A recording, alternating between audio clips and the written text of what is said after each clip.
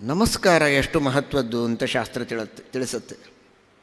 ನಮಸ್ಕಾರದ ಬಗ್ಗೆ ಕೆಲವರಿಗೆ ಬಹಳ ಅನಾಸ್ಥೆ. ಶ್ರೀಮದ್ ಭಾಗವತದಲ್ಲಿ ನೀವು ಅನೇಕ ಸಲ ಕೇಳಿರ್ತೀರಿ, ಎಲ್ಲ ಬಹುಶ್ರುತರು. ಶ್ರೀಕೃಷ್ಣ ಪರಮಾತ್ಮನಿಗೆ ಕನ್ಯೆಯರು ಒಂದೇ ಕೈಯಿಂದ ನಮಸ್ಕಾರ ಮಾಡಿದರೆ ಹಾಗೆ ಮಾಡಬಾರದು ಅಂತ ಹೇಳ್ತಾನೆ ಕೃಷ್ಣ. ಒಂದು ಕೈಯಿಂದ ಎಂದಿಗೂ ನಮಸ್ಕಾರ ಮಾಡಬಾರದು. ಇವತ್ತೆಲ್ಲ ಅನೇಕ ಜನ ಸಹಜವಾಗಿ ಒಂದೇ ಕೈಯಿಂದ ನಮಸ್ಕಾರ ಮಾಡ್ತಾರೆ, ಹೀಗೆ ಮಾಡ್ತಾರೆ.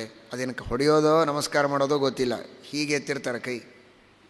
ನಮಸ್ಕಾರ ಅದು ಅಷ್ಟು ಚೆನ್ನಾಗಿ ಮಾಡ್ತಾರೆ. ಎರಡು ಕೈಗಳನ್ನು ಜೋಡಿಸಿ ನಮಸ್ಕಾರ ಮಾಡಬೇಕು, ಬಾಗಿ ನಮಸ್ಕಾರ ಮಾಡಬೇಕು, ತಲೆಬಾಗಿ ನಮಸ್ಕಾರ ಮಾಡಬೇಕು. ಪ್ರಸಂಗ ನೋಡಿಕೊಂಡು ಸಾಷ್ಟಾಂಗ ಎರಗುವುದು ಬಹಳ ಉತ್ತಮ. ಪಂಚಾಂಗ ನಮಸ್ಕಾರ, ತಲೆಬಾಗಿಯಾದರೂ ಗೌರವದಿಂದ ನಮಸ್ಕರಿಸಬೇಕು. ಎರಡು ಕೈಗಳನ್ನಾದರೂ ಜೋಡಿಸಬೇಕು, ಒಂದು ಕೈಯಿಂದ ನಮಸ್ಕಾರ ಮಾಡಲೇಬಾರದು. ಆದರೆ ನಮಸ್ಕಾರ ಅಂತೂ ಯೋಗ್ಯವಾದ ಪ್ರಸಂಗಗಳಿಗೆ ತಕ್ಕಂತೆ ಯೋಗ್ಯವಾದ ರೀತಿಯಲ್ಲಿ ನಮಸ್ಕಾರವನ್ನು ಮಾಡಬೇಕು. ಶಿರಸಾವಂದನ ಅಂತ, ಶ್ರೀರಾಮದೂತಂ ಶಿರಸಾ ನಮಾಮಿ ಅಂತ. ಆ ಶಿರಸಾ ನಮಾಮಿ ಎನ್ನುವುದು ಬಹಳ ಮಹತ್ವದ್ದಿದೆ. ಇಲ್ಲಿ ಒಂದನ್ನು ನಾವು ತಿಳಿಯಬೇಕು. ಸಾಷ್ಟಾಂಗ ನಮಸ್ಕಾರ ಆಗಬೇಕು ಅಂತಿದೆ. ಉರಸಾ ಶಿರಸಾ ದೃಷ್ಟ್ಯ ಮನಸಾ ವಚಸಾ ತಥಾ ಪದ್ಭ್ಯಾಂ ಕರಾಭ್ಯಾಂ ಜಾನುಭ್ಯಾಂ ಪ್ರಣಾಮ ಅಷ್ಟಾಂಗ ಈರಿತಃ ಅಂತ. ಹೀಗಾಗಿ 8 ಅಂಗಗಳಿಂದ ಸಹಿತವಾಗಿ ನಮಸ್ಕಾರ ಮಾಡಬೇಕು. ಆ 8 ಅಂಗಗಳಲ್ಲಿ ಶಿರಸ್ಸು ಒಂದು. ಉರಸ ಎದೆ ನೆಲಕ್ಕೆ ಹತ್ತಬೇಕು, ಶಿರಸ ತಲೆ ನೆಲಕ್ಕೆ ಹತ್ತಬೇಕು, ದೃಷ್ಟ್ಯ ಕಣ್ಣಿನಿಂದ ಒಂದು ಸಲ ಭಗವಂತನನ್ನು ಅಥವಾ ಗುರುಗಳನ್ನು ಯಾರಿಗೆ ನಮಸ್ಕಾರ ಮಾಡ್ತೀವೋ ಅವರನ್ನು ನೋಡಬೇಕು. ಉರಸ ಶಿರಸ ದೃಷ್ಟ್ಯ ಮನಸ ಮನಸ್ಸಿನಿಂದ ಅವರ ಗುಣಗಳ ಚಿಂತನೆ ಮಾಡಬೇಕು. ಮಾತಿನಿಂದ ಅವರ ಸ್ತುತಿಯನ್ನು ಮಾಡಬೇಕು, ಭಗವಂತನ ಸ್ತುತಿಯನ್ನು. ಮನಸ ವಚಸ ತಥಾ ಪದ್ಭ್ಯಾಂ ಕರಾಭ್ಯಾಂ ಕಾಲು ಕೈ, ಜಾನುಭ್ಯಾಂ ಮೊಳಕಾಲು, ಇವುಗಳೆಲ್ಲ ನೆಲಕ್ಕೆ ಹತ್ತಬೇಕು. ಈ ರೀತಿ 8 ಅಂಗಗಳ ಉಪಯೋಗವನ್ನು, ಎಲ್ಲವೂ ನೆಲಕ್ಕೆ ಹಚ್ಚುವುದಲ್ಲ, ಕೆಲವುದು ನೆಲಕ್ಕೆ ಹಚ್ಚೋದು, ಇನ್ನು ಕೆಲವುದನ್ನು ಭಗವಂತನ ಸ್ತೋತ್ರ ಹೇಳುವುದಕ್ಕೆ, ವಾಕನ್ನು ಚಿಂತನೆ ಮಾಡುವುದಕ್ಕೆ, ಮನಸ್ಸನ್ನು ಕಾಣುವುದಕ್ಕೆ ಕಣ್ಣನ್ನು ಬಳಸಬೇಕು. ಹೀಗೆ ಆ ಭಗವಂತನ ನಮಸ್ಕಾರ ಮಾಡಿದರೆ ಅದು ಸಾಷ್ಟಾಂಗ ನಮಸ್ಕಾರ ಅಂತ. ಆದರೆ ಕೆಲವರು ಹೇಳುವಾಗ ಶಿರಸ ಸಾಷ್ಟಾಂಗ ನಮಸ್ಕಾರ ಅಂತಾರೆ. ಅಷ್ಟಾಂಗದೊಳಗೆ ತಲೆ ಸೇರಿದ ಮೇಲೆ ಮತ್ತೆ ಶಿರಸ ಅನ್ನೋದೇನು ಅಂತ ಅಲ್ವಾ? ಅಷ್ಟಾಂಗದೊಳಗೆ ತಲೆ ಸೇರಿದಾಗ ಮತ್ತೆ ತಲೆಯಿಂದ ಅಂತ ಪ್ರತ್ಯೇಕ ಹೇಳೋದೇನು ಅಂತ. ಪ್ರತ್ಯೇಕ ಹೇಳುವುದಲ್ಲ ಅದು. ಕೆಲವರು ಪತ್ರಗಳಲ್ಲಿ ಹಿಂದೆ ಎಲ್ಲ ಬರೆಯುವ ಪದ್ಧತಿ ಶಿರಸ ಸಾಷ್ಟಾಂಗ ನಮಸ್ಕಾರ ಅಂತ. ಅದು ಶಿರಸಾಷ್ಟಾಂಗ ಅಂತ ಆಗಿದೆ. ಅದು ಶಿರಸ ಸಾಷ್ಟಾಂಗ ನಮಸ್ಕಾರ, ಒಂದು ಸಾ ಲೋಪ ಆಗಿದೆ, ಸಮಾನೇ ಲೋಪ. ಏನದರ ಅಭಿಪ್ರಾಯ? ಹೀಗೆ ಬರೆಯುವುದೇ ತಪ್ಪು ಅಂತೂ ಕೆಲವರ ಅಭಿಪ್ರಾಯ ಇದೆ. ಆ ಅಭಿಪ್ರಾಯದ ಬಗ್ಗೆಯೂ ನನ್ನ ಅಭಿಪ್ರಾಯ ಬೇರೆ ಏನಿಲ್ಲ, ಅದು ಹಾಗಿರಲಿ. ಆದರೆ ನಮ್ಮ ಅಭಿಪ್ರಾಯ ಶಿರಸ ಸಾಷ್ಟಾಂಗ ನಮಸ್ಕಾರ ಅನ್ನುವುದು ಒಂದು ಸರಿಯಾದದ್ದೇ. ಯಾಕೆ ಅಂದರೆ ಅಷ್ಟಾಂಗಗಳಿಂದ ಸಹಿತವಾಗಿ ನಮಸ್ಕಾರ ಮಾಡಬೇಕು ನಿಜ. ಕೆಲವು ಸಂದರ್ಭಗಳಲ್ಲಿ ಮಾಡಲಿಕ್ಕಾಗೋದಿಲ್ಲ. ಇವನು ಕೈಯಲ್ಲಿ ಪೆನ್ ಹಿಡಿದುಕೊಂಡು ಪತ್ರ ಬರೀತಾ ಇದ್ದಾನೆ, ತೀರಾರ ಅಂತ ಬರೆಯುವ ಪದ್ಧತಿ. ತೀರ್ಥರೂಪ ರಾಜಮಾನ ರಾಜಶ್ರೀ, ತಂದೆ ತಾಯಿಗಳು, ಈಗ ಯಾರಿಗೂ ಗೊತ್ತಿಲ್ಲ, ಒತ್ತಿ ಬಿಡ್ತಾರೆ ಅಷ್ಟೇ ಮೊಬೈಲು, ಶಂಖವಾದ್ಯ. ತೀ ಇಲ್ಲ ರಾ ಇಲ್ಲ, ರಾ ಯಾವುದೋ ಹೋಯ್ತು. ಇವತ್ತಿನ ಯುವಕರಿಗೆ ಯಾರಿಗೂ ಅದು ಗೊತ್ತೇ ಇರೋದಿಲ್ಲ, ಮೊಬೈಲ್ ಒಂದೇ ಗೊತ್ತು. ಅದರೊಳಗೂ ಈಗ ಏನೇನೋ ಚಿತ್ರಗಳು ಬಂದಿದೆ, ಅದನ್ನು ಮೆಸೇಜ್ ಮಾಡಿಬಿಡ್ತಾರೆ ಅಷ್ಟೇ. ಸೌಖ್ಯವಾಗಿದ್ದೀರಾ ಅಂತ ಕೇಳಲಿಕ್ಕೆ ಒಂದು ಚಿತ್ರ, ಇದ್ದೇವೆ ಅಂತ ಹೇಳಲಿಕ್ಕೆ ಉತ್ತರ ಕೊಡಲಿಕ್ಕೆ ಅವರೊಂದು ಮೆಸೇಜ್ ಮಾಡ್ತಾರೆ. ಇರಲಿ. ಹಾಗಾದರೆ ಕುಳಿತು ತೀರ್ಥರೂಪ ರಾಜಮಾನ ರಾಜಶ್ರೀ ತಂದೆಯವರಿಗೆ ಸಾಷ್ಟಾಂಗ ನಮಸ್ಕಾರಗಳು ಅಂತ ಕೈಯಿಂದ ಬರಿತಾ ಇದ್ದಾನೆ. ಆಗ ಇವನು ಉದ್ದಾಗಿ ನಮಸ್ಕಾರ ಏನು ಮಾಡುವುದಿಲ್ಲ. ಅದಕ್ಕೆ ಇವನು ಅಲ್ಲಿಯೇ ತಲೆ ಬಾಗ್ತಾನೆ. ಸುಲಭ ಅಲ್ವಾ? ತಲೆಬಾಗಿ ಶಿರಸ ಸಾಷ್ಟಾಂಗ ನಮಸ್ಕಾರ ಅಂತ. ಅಲ್ಲ, ಬಾಗಿದ್ದು ತಲೆ ಒಂದೇ ಅಂಗ, ಅದು ಅಷ್ಟಾಂಗ ಹೇಗಾಗ್ತದೆ ಅಂತ ಪ್ರಶ್ನೆ. ಹೇಗಾಗತ್ತೆ ಅಂದರೆ, ತಲೆ ಎನ್ನುವುದು ಬಹಳ ದೊಡ್ಡದು. ಇದರ ಹೆಸರೇ ಉತ್ತಮಾಂಗ ಅಂತ. ಸಂಸ್ಕೃತದಲ್ಲಿ ತಲೆಗೆ ಕರೆಯೋದು ಉತ್ತಮಾಂಗ ಅಂತ. ಯಾಕೆ ಉತ್ತಮ ಅಂಗ ಅಂದರೆ ಎಲ್ಲ ಅಂಗಗಳ ಕಂಟ್ರೋಲ್ ತಲೆಯಲ್ಲಿದೆ. ಬ್ರೇನ್ ಇರೋದೇ ತಲೆಯಲ್ಲಿ. ಇದು ಬರೀ ವೈಜ್ಞಾನಿಕವಾಗಿ ಬ್ರೇನ್ ತಲೆಯೊಳಗಿದೆ ಅನ್ನುವುದಕ್ಕೆ ಉತ್ತಮ ಅಂಗ ಅಲ್ಲ. ಐತರೇಯೋಪನಿಷತ್ತು ಕೂಡ ತಾವಾ ಏತಾ ಶೀರ್ಷನ್ ಶ್ರಿಯಶ್ರಿತಾ ಅಂತ ಎಲ್ಲ ಇಂದ್ರಿಯಗಳ ಕಂಟ್ರೋಲ್ ತಲೆಯೊಳಗೆ ಇದ್ದದ್ದಕ್ಕೆ, ಎಲ್ಲ ಇಂದ್ರಿಯಗಳು ತಲೆಯನ್ನು ಆಶ್ರಯಿಸಿ ತಮ್ಮ ತಮ್ಮ ಕಾರ್ಯಗಳನ್ನು ಮಾಡೋದಕ್ಕೇನೆ ತಲೆಗೆ ಶೀರ್ಷ ಅಂತ ಹೆಸರು. ಎಲ್ಲ ಇಂದ್ರಿಯಗಳು ಆಶ್ರಿತವಾಗಿವೆ ಎನ್ನುವುದಕ್ಕೆ ಆ ಶ್ರೀ ಎಂಬ ಧಾತುವಿನಿಂದಲೇ ಶೀರ್ಷ ಎಂಬ ಶಬ್ದ ಆದದ್ದು. ತಲೆಗೆ ಶೀರ್ಷ ಅಂತಾರೆ. ಯಾಕೆ ಶೀರ್ಷ ಅಥವಾ ಯಾಕೆ ಶಿರಸ್? ಎಲ್ಲವೂ ಇದನ್ನು ಆಶ್ರಯಿಸಿದೆ. ಎಲ್ಲ ಇಂದ್ರಿಯಗಳ ಕಂಟ್ರೋಲ್ ಇಲ್ಲಿದೆ. ಬ್ರೇನಿನೊಳಗಿನ ಒಂದು ನರ ಡ್ಯಾಮೇಜ್ ಆದರೆ ಪಾರ್ಶ್ವವಾಯು ಆಗುತ್ತೆ. ಒಂದು ಕಾಲು ಸ್ವಾಧೀನ ತಪ್ಪಬಹುದು, ಪ್ಯಾರಲಿಸಿಸ್ ಆಗ್ಬೋದು. ಮತ್ತೊಂದು ನರಕ್ಕೆ ಡ್ಯಾಮೇಜ್ ಆದರೆ ಇನ್ನೊಂದು ಪಾರ್ಶ್ವ ಹೋಗ್ಬೋದು, ಕಣ್ಣು ಹೋಗ್ಬೋದು, ಕಿವಿ ಹೋಗ್ಬೋದು, ಮೂಗು ಹೋಗ್ಬೋದು. ಬ್ರೇನಿನೊಳಗಿನ ಒಂದೊಂದು ಸೂಕ್ಷ್ಮವಾದ ಭಾಗಕ್ಕೂ ನಮ್ಮ ದೇಹಕ್ಕೂ ಸಂಬಂಧ ಇದೆ. ಅಲ್ಲಿ ಏನೇ ಒಂದು ಡ್ಯಾಮೇಜ್ ಆದರೆ ನಮ್ಮ ದೇಹ ಹೋಯ್ತು. ಹಾಗಾದರೆ ಶಕ್ತಿ ಇದ್ದರೆ ಅಥವಾ ಅವಕಾಶ ಇದ್ದರೆ ಪೂರ್ಣವಾಗಿ ದಂಡವತ್ ಪತಿತರಾಗಿ ನಮಸ್ಕಾರ ಮಾಡಿ, ತಪ್ಪಿಲ್ಲ. ಆಗಲಿಲ್ಲ, ಅಷ್ಟಾಂಗ ಸಹಿತ ನಮಸ್ಕಾರವನ್ನು ಎಲ್ಲದರ ಕಂಟ್ರೋಲ್ ಶಿರಸ್ಸಿನಲ್ಲಿದ್ದದ್ದಕ್ಕೆ ಶಿರಸ್ಸು ಒಂದು ಬಾಗಿದರೆ ಅದು ಅಷ್ಟಾಂಗ ನಮಸ್ಕಾರ ಆದ ಹಾಗೆ, ಸಾಷ್ಟಾಂಗನೇ ಅದು. ಹೀಗಾಗಿ ಶಿರಸ ಸಾಷ್ಟಾಂಗ ನಮಸ್ಕಾರ ಅನ್ನೋ ಅರ್ಥದಲ್ಲಿ ಪ್ರಾಚೀನರು ಬಳಸುವ ಶಿರಸಾಷ್ಟಾಂಗ ನಮಸ್ಕಾರ ಅನ್ನುವುದು ಸರಿಯಾದದ್ದೇ. ಅದು ಸರಿಯಲ್ಲ ಅಂತ ಕೆಲವರ ಭಾವನೆ ಇದೆ. ನಾನು ಆಗ ಹೇಳಿದಂತೆ ಅದನ್ನು ನಾನು ಖಂಡಿಸೋದಿಲ್ಲ. ಅದು ಹಾಗಿರಲಿ. ಹೀಗೆ ಈ ಶಿರಸ ಸಾಷ್ಟಾಂಗ ನಮಸ್ಕಾರ ಅನ್ನುವುದಕ್ಕೆ ಈ ರೀತಿಯ ವ್ಯಾಖ್ಯಾನವನ್ನು ಪ್ರಾಚೀನರು ಮನಸ್ಸಿನಲ್ಲಿ ಇಟ್ಟುಕೊಂಡು ಶಿರಸಾ ಸಾಷ್ಟಾಂಗ ನಮಸ್ಕಾರ ಅಂತ. ಅದಕ್ಕಾಗೇನೆ ಶಿರಸಾಭಿವಂದನ, ಶಿರಸಾನಮಾಮಿ ಇಂತಹ ಮಾತುಗಳು ಪುರಾಣ ಹಾಗೂ ಮಹಾಭಾರತಗಳಲ್ಲಿ, ರಾಮಾಯಣದಲ್ಲಿ ಬೇಕಾದಷ್ಟು ಹೇರಳವಾಗಿ ನಮಗೆ ಸಿಗತ್ತೆ. ಹೀಗಾಗಿ ಇದು ಪ್ರಾಚೀನವಾದ ಪರಂಪರೆ. ಅದನ್ನು ಬರೀ ಶಿರಸಾನಮಾಮಿ ಅಂತಿಷ್ಟೇ ಇದೆ. ಶಿರಸಾ ಸಾಷ್ಟಾಂಗ ಅಂತೇನು ಶಾಸ್ತ್ರಗಳಲ್ಲಿ ಸಿಗುವುದಿಲ್ಲ.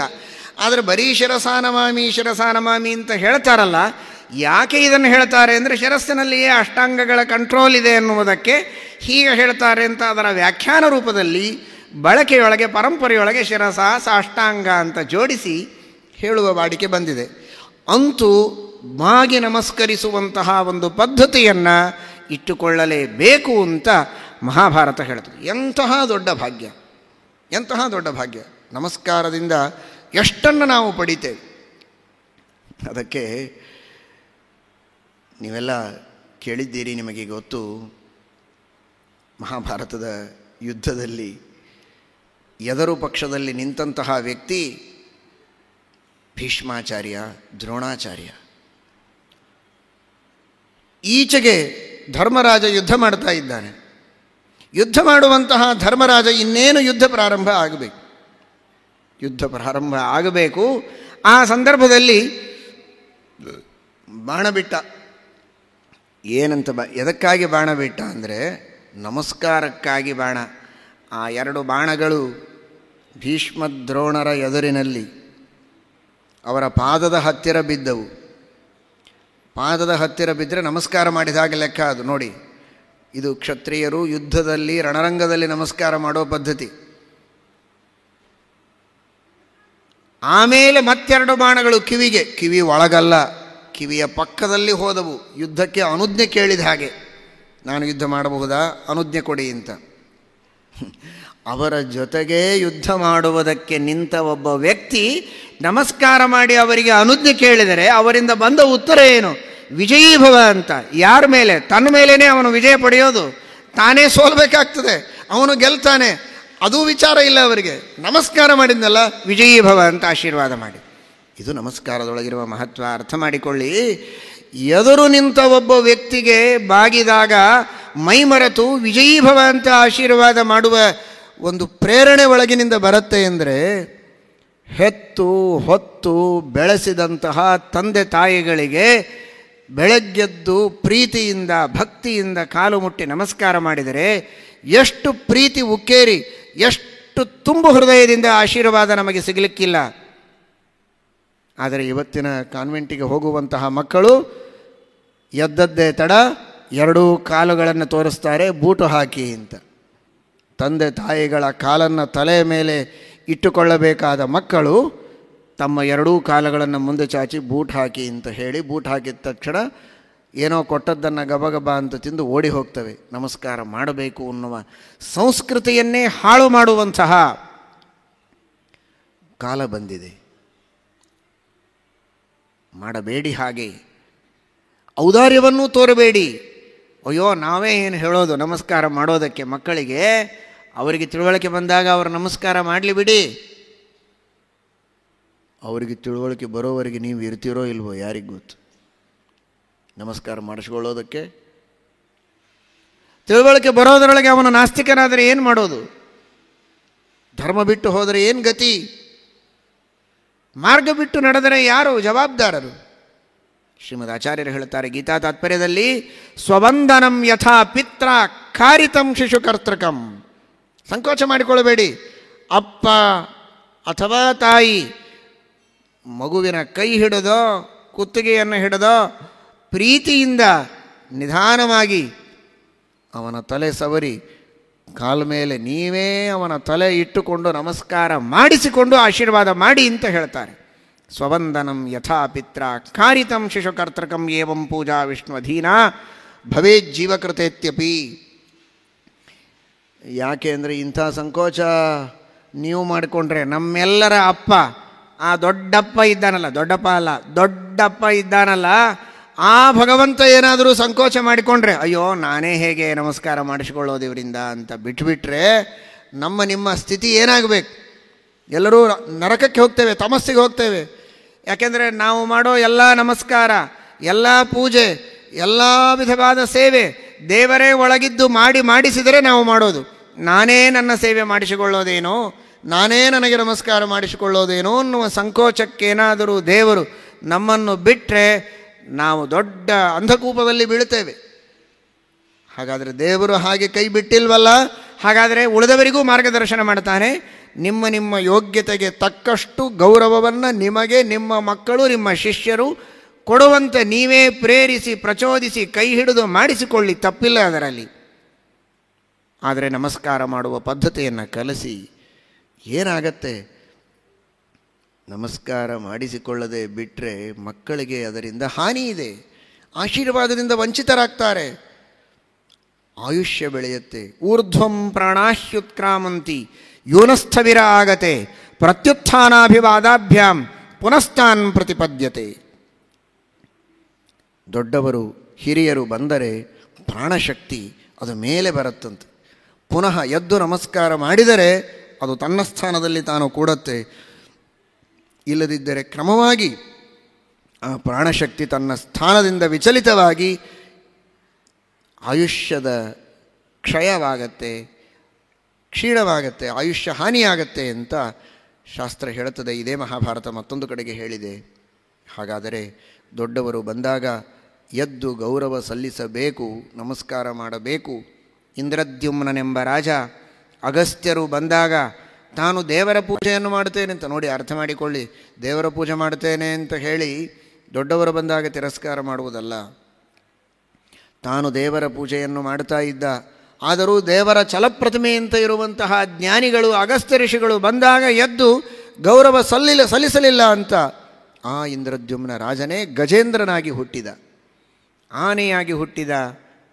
ಜನ್ಮಾಂತರದ ಪುಣ್ಯ ಇತ್ತು, ಅವನು ಹಾಹಾ ಗಂಧರ್ವ ಅನ್ನುವುದಕ್ಕಾಗಿ ಮುಂದೆ ಭಗವಂತನ ಅನುಗ್ರಹದಿಂದ ತನ್ನ ಮೂಲ ರೂಪವನ್ನು ಸೇರಿದ ಗಜೇಂದ್ರ ಮೋಕ್ಷವಾಯಿತು, ಆ ಮಾತು ಬೇರೆ. ಆದರೆ ಅಂತಹ ಒಬ್ಬ ದೊಡ್ಡ ಗಂಧರ್ವನಾಗಿದ್ದರೂ ರಾಜನಾಗಿದ್ದರೂ ದೇವರ ಪೂಜೆ ಮಾಡುವ ಒಂದು ಪವಿತ್ರ ಕಾರ್ಯದೊಳಗೆ ತೊಡಗಿದ್ದರು, ಎದ್ದು ಗೌರವ ಸಲ್ಲಿಸಿ ನಮಸ್ಕಾರ ಮಾಡದೇ ಇದ್ದದ್ದಕ್ಕೆ ಅಂಥವನು ಒಂದು ಮೂಕ ಪ್ರಾಣಿಯಾಗಿ ಆನೆಯಾಗಿ ಹುಟ್ಟುವ ಪ್ರಸಂಗ ಬಂತು ಅಂದರೆ ಸುಮ್ಮನೆ ದೇವರ ಪೂಜೆನೂ ಅಲ್ಲ, ತಾನೊಬ್ಬ ದೊಡ್ಡ ಗಂಧರ್ವನೂ ಅಲ್ಲ, ಒಬ್ಬ ಸಾಮಾನ್ಯ ಕುನ್ನಿ ಮಾನವನಾಗಿ ಪಾಮರ ಮನುಷ್ಯನಾಗಿ ದೊಡ್ಡವರಿಗೆ ಗೌರವ ಸಲ್ಲಿಸದೆ ಸೊಕ್ಕಿನಿಂದ ಮೆರೆದರೆ ಯಾವ ಸ್ಥಿತಿಯನ್ನು ಅನುಭವಿಸಬೇಕಾಗತ್ತೆ, ಎಂತಹ ಕ್ರೂರವಾದ ಹೀನವಾದ ಯೋನಿಯಲ್ಲಿ ಹುಟ್ಟಬೇಕಾಗತ್ತೆ ಅಂತ ಆಲೋಚಿಸಿ. ಅದಕ್ಕಾಗಿ ತಲೆಬಾಗಿ ನಮಸ್ಕರಿಸುವುದು ಬಹಳ ದೊಡ್ಡದಾದದ್ದು.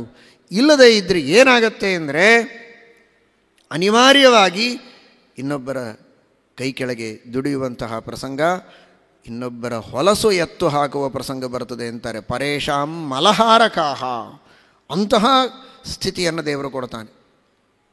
ಮಾಡಬೇಕಾದ ಪ್ರಸಂಗದಲ್ಲಿ ಬಾಗಿ ನಮಸ್ಕಾರ ಮಾಡಿಲ್ಲಲ್ಲ, ಹಾಗಾದರೆ ಈ ಜನ್ಮದಲ್ಲಿ ನಿನಗೆ ಮನಸ್ಸಿಲ್ಲದೇ ಇದ್ದರೂ ಅನಿವಾರ್ಯವಾಗಿ ನೀನು ಇನ್ನೊಬ್ಬ ಎಲ್ಲರಿಗೆ ತಗ್ಗಿ ಅವರ ಮನೆ ಹೊಲಸು ಬೆಳೆದು ಜೀವನವನ್ನು ನಡೆಸುವಂತಹ ಪ್ರಸಂಗ ಬರ್ತದೆ ಅಂತ ದೇವರು ಅವನಿಗೆ ಶಿಕ್ಷೆಯನ್ನು ಕೊಡ್ತಾನೆ. ಅದಕ್ಕೋಸ್ಕರ ಬಹಳ ಎಚ್ಚರದಿಂದ ಇರಬೇಕು. ಇನ್ನೊಬ್ಬರ ದ್ವಾರದಲ್ಲಿ ಯಾವಾಗಲೂ ಕಾದುಕೊಂಡಿರ್ತಾರೆ ಕೆಲವರು, ಕೆಲಸನೇ ಆಗೋದಿಲ್ಲ. ಯಾಕೆ ಅಂದರೆ ಮನೆಗೆ ಬಂದವರಿಗೆ ಬನ್ನಿ ನಿಮಗೆ ಏನು ಬೇಕು ಅಂತ ಕೇಳಿ ಅವರ ಕೆಲಸ ಮಾಡಿ ಕೊಡೋದಿಲ್ವಲ್ಲ. ನಾಳೆ ಬಾ, ನಾಡದ್ದು ಬಾ, ಕೆಲವರಂತೂ ಬೋರ್ಡ್ ಬರೆದು ಹಚ್ಚಿರ್ತಾರಂತೆ, ನಾಳೆ ಬಾ, ಅದು ಯಾವತ್ತಿದ್ರೂ ಸಮಾನ, ನಾಳೆ ಬಾ ನಾಳೆ ಬಾ. ದೇವರೇನು ಬಿಡೋದಿಲ್ಲ. ಜನ್ಮಾಂತರದಲ್ಲಿ ಹೀಗೇನೆ ಇನ್ನೊಬ್ಬರ ಮನೆಯಲ್ಲಿಯೇ ಬಾಗಿಲು ಕಾಯ್ತಾ ಎಷ್ಟೋ ದಿನಗಳವರೆಗೆ ಅಲದಾಡಿದರೂ ಕೆಲಸ ಆಗದಂತೆ ಒದ್ದಾಡುವ ಪ್ರಸಂಗ ಬರುತ್ತೆ. ಮನಸ್ಸು ನೋಯಿಸಬೇಡಿ, ಬಹಳ ಕಾಯಿಸಬೇಡಿ. ನಿಮ್ಮ ಶಕ್ತಿ ಯೋಗ್ಯತೆ, ಹಣ ಎಷ್ಟಿದೆ, ಶಕ್ತಿ ಎಷ್ಟಿದೆ, ನಿಮ್ಮ ಸಮಯ ಎಷ್ಟಿದೆ, ನಿಮ್ಮ ಯೋಗ್ಯತೆ, ನಿಮ್ಮ ಪರಿಚಯ, ನಿಮ್ಮ ಸತ್ವದಿಂದ ಏನು ಮಾಡಲಿಕ್ಕೆ ಸಾಧ್ಯವೋ ಅಷ್ಟನ್ನು ಇನ್ನೊಬ್ಬರಿಗೆ ಉಪಕಾರ ಮಾಡಿ. ಮಾಡಲಿಕ್ಕಾಗಿಲ್ಲ, ಶಕ್ತಿ ಇದ್ದರೂ ನೀವು ವಂಚನೆ ಮಾಡಿದ್ದೀರಿ ಅಂದರೆ ದೇವರು ನಿಮ್ಮನ್ನು ಬಿಡುವುದಿಲ್ಲ. ಅದೇ ರೀತಿ ಇನ್ನೊಬ್ಬರ ಮನೆಯಲ್ಲಿ ಬಾಗಿಲ ಕಾಯ್ತಾ ಕೂಡುವಂತಹ ಪ್ರಸಂಗ ಬರ್ತದೆ. ಅವರು ಕೆಲಸ ಮಾಡ್ತಾರೋ ಇಲ್ಲವೋ ಅಂತ ಗೊತ್ತಾಗದಂತೆ ಅಲದಾಡುವ ಪ್ರಸಂಗ ಬರುತ್ತೆ. ಅದಾಗಬಾರದು ಅಂದರೆ ಆ ರೀತಿಯ ತೊಂದರೆಯನ್ನು ಮತ್ತೊಬ್ಬರಿಗೆ ಕೊಡಬೇಡಿ ಅಂತ ರುದ್ರದೇವರು ತಿಳಿಸಿಕೊಡ್ತಾ ಇದ್ದಾರೆ. ಈ ರೀತಿಯ ಕರ್ಮಗಳ ಒಂದು ವಿಪಾಕವನ್ನು, ಅದರ ಫಲವನ್ನು ಚೆನ್ನಾಗಿ ತಿಳಿದು ಆ ತರಹದ ದುರ್ಧರವಾದ ಪ್ರಸಂಗ ಬರದಂತೆ ಎಚ್ಚರ ವಹಿಸುವುದಕ್ಕೆ ಮೊದಲೇ ನಮಗೆ ರುದ್ರದೇವರು ಸಂದೇಶ ಕೊಟ್ಟಿದ್ದಾರೆ. ಅಂತಹ ಸಂದೇಶವನ್ನು ಪರಿಪಾಲನೆ ಮಾಡುವ ಒಂದು ಮಾನಸ ಶಕ್ತಿಯನ್ನು ಮನೋಭಿಮಾನಿಗಳಾದ ರುದ್ರದೇವರು, ರುದ್ರಾಂತರ್ಗತ ಭಾರತೀಯ ರಮಣ ಮುಖ್ಯ ಪ್ರಾಣಾಂತರ್ಗತ ಸಂಕರ್ಷಣ ಶ್ರೀಕೃಷ್ಣ ಪರಮಾತ್ಮ ಶ್ರೀರಾಮಚಂದ್ರ ನಮಗೆಲ್ಲ ನೀಡಲಿ ಅಂತ ಪ್ರಾರ್ಥನೆ ಮಾಡೋಣ. ಶ್ರೀಕೃಷ್ಣ ಅರ್ಪಣಮಸ್ತು.